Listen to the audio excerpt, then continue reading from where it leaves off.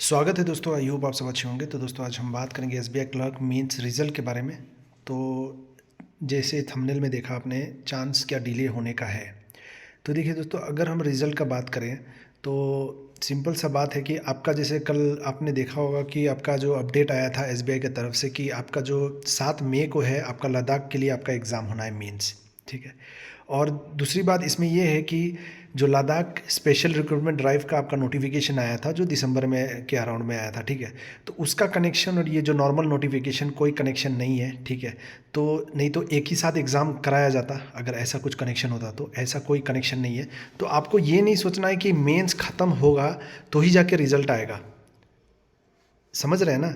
SBI clerk Ladakh का अगर mains ख़त्म हुआ उसके बाद ही रिज़ल्ट आएगा, ये मत सोचिएगा। मतलब एसबीआई जो है उससे पहले भी रिज़ल्ट दे सकती है आपको, कुछ भी हो सकता है। तो इसके लिए आप तैयार रहिए, ठीक है। क्योंकि एसबीआई कहीं पे कोई मेंशन नहीं किया है कि आपका स्पेशल रिक्रूटमेंट ड्राइव होने के बाद ही हम लोग मतलब फाइनल रिज़ल्ट देंगे, ठीक है, या मिलाकर मिक्स करके देंगे या ऐसे। तो ऐसा कोई कनेक्शन नहीं है आपका रिक्रूटमेंट स्पेशल रिक्रूटमेंट ड्राइव का और नॉर्मल नोटिफिकेशन का। तो आपको फर्स्ट ऑफ ऑल टेंशन नहीं लेना है, ठीक है दोस्तों। तो एग्ज़ाम 7 तारीख को है, होने दीजिए, उसका टेंशन नहीं लेना है आपको। जैसे 10 और 12 को आपका मेंस हुआ था, तो जैसे मैंने एनालाइज करके आपको जैसे बताया है कि जो कि थर्ड वीक हमें टाइम लगता है, 3 हफ्ता का टाइम लगता है रिज़ल्ट के लिए। मिनिमम 3 हफ्ता का टाइम में आपका रिज़ल्ट आ जाता है, ठीक है दोस्तों।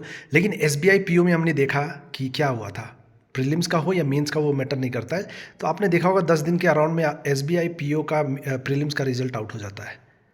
तो अगर हम देखें 12 तारीख को हमारा ख़त्म हुआ था, 12 अप्रैल को आज 25 तारीख हो चुका है, तो 12 समझ लीजिए 12-13 दिन हो चुका है। तो क्या एसबीआई कभी भी रिज़ल्ट दे सकती है? सिंपल सा आंसर है हाँ, दे सकती है। क्योंकि ऐसा एसबीआई ने मेंशन नहीं किया कि 1 महीना बाद देगी या 20 दिन के अराउंड में नहीं देगी। क्योंकि प्रीवियस रिकॉर्ड में आप देखिएगा तो 1 से 1.5 महीना, ठीक है, 45 डेज़, 30 डेज़, 33 डेज़ इसके अराउंड रिज़ल्ट आया है आपका, ठीक है। और बहुत सारे एग्ज़ाम्स में आप ये भी देखे होंगे कि 60-60 दिन, 55-55 दिन आपका लगा है रिज़ल्ट देने के लिए। तो एसबीआई एक चीज़ है, सबसे यूनिक चीज़ क्या है एसबीआई का, कि एसबीआई सरप्राइज़ है।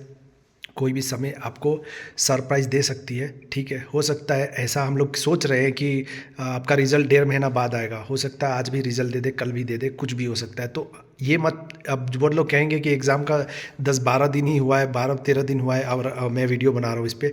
देखिए एसबीआई अनएक्सपेक्टेड है, कोई भी समय आपको रिज़ल्ट दे सकती है। तो देखिए फर्स्ट ऑफ ऑल इसके बारे में आपको सोचना नहीं है, रिज़ल्ट के बारे में ज़्यादा टेंशन नहीं लेना है। आपका एग्ज़ाम जो भी है, लेकिन अपकमिंग एग्ज़ाम्स के लिए आप प्रिपरेशन में लग जाइए, ठीक है।